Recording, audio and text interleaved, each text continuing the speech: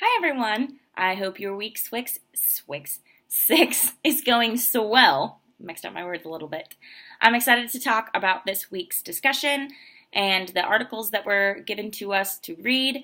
I thought it was also very appropriate that this time I'm choosing to record myself talking because if anyone has noticed in previous weeks, I've chosen to record screen grabs of PowerPoints while I talk over them.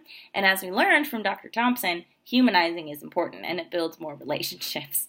So to begin, I'm going to look over a few of the prompt questions that were posed to us in the discussion. The first one is, what settings have I worked virtually in academic or professional realms? As I've stated a few times before, I have not had the opportunity to have a career quite yet. I will get there. I just have chosen to focus a lot on my academics. Not that that's a good or a bad way to do it. I just haven't had quite the opportunities that all of you have had. And I love listening to your examples and your past experiences and how that's helping you think about courses like this and how to apply everything that we're learning. But I have had the opportunity to have a few internships. In one of those internships, I interned for the National Corn Growers Association. And to take a step back to kind of talk about it a little bit, National Corn is a checkoff system. Its headquarters is in St. Louis, and there, for those of you who aren't aware, there are state associations. There's about 37 checkoff states, and there are a few others that chose to create an association without a checkoff, so it's member funded. Anyway, I interned for National Corn a couple summers ago, and that was kind of the first experience that I had with virtual meetings, discussions, things like that. I have my notes over here, so I apologize. So on Fridays, as I said, there was the state or the National Association as well as states. And on Fridays, they always had a meeting every Friday, 9 a.m. Everyone met and had a discussion about maybe some programs that were going on, maybe some article that came out about something corn related that needed to be discussed that state associations should be contributing towards, something like that. What I think is interesting, as we've discussed in this week, is NCGA is the headquarters for National Corn, and they also had a different headquarters, for lack of a better term. It was more policy driven in Washington, D.C., and those were the two associations that had the ability for web video, while the other groups across the nation were in on a phone call. So they could hear everything, they could watch the video, but they were not included in any live streaming of videos or anything. They could contribute via talking. So thinking about that, I don't know if maybe that impacted the amount that people were willing to talk, because in my experience there, I noticed that mostly the National Association as well as DC was talking a little bit more than the state associations. I don't know if the state associations, maybe just thinking in this discussion, playing devil's advocate, maybe thought that they were more removed from the discussion because they weren't included in the video.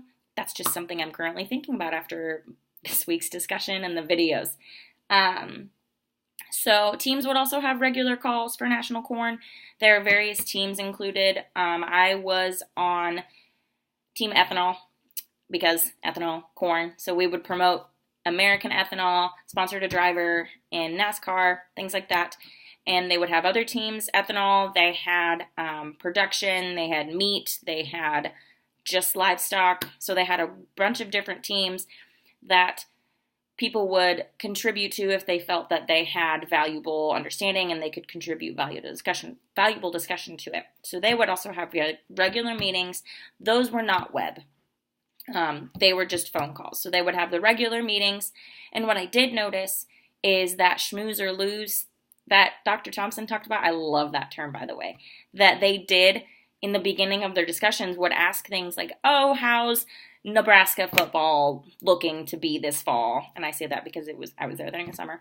Or how's your niece doing? Something like that. So they did have that schmooze or lose in building relationships and building trust among the group members. And I think that that's really great. And I love that reading this now, I'm able to apply it to what I saw in my experiences.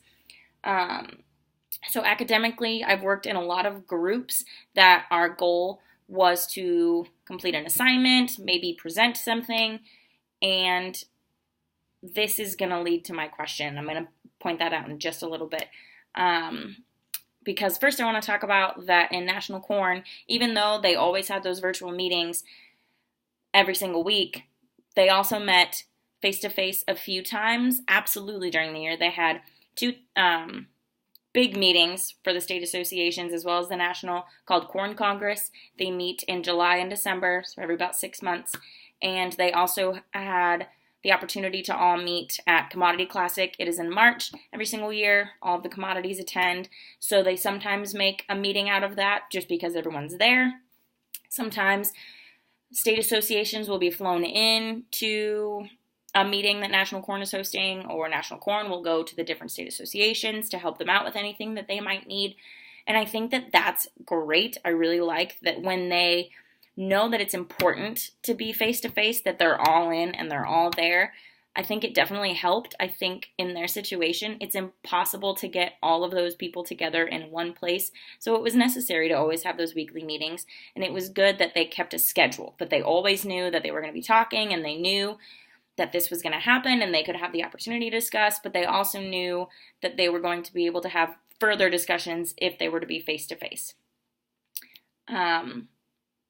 To go, I guess, into my question, because I'm realizing that I'm talking for 6.5 minutes.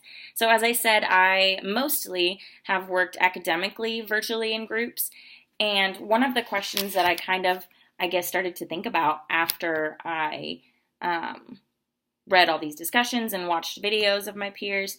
So as I said, I've worked in a lot of online groups for class, and while it's almost always a great experience, we get the job done and we're successful, there's always those instances where it's not.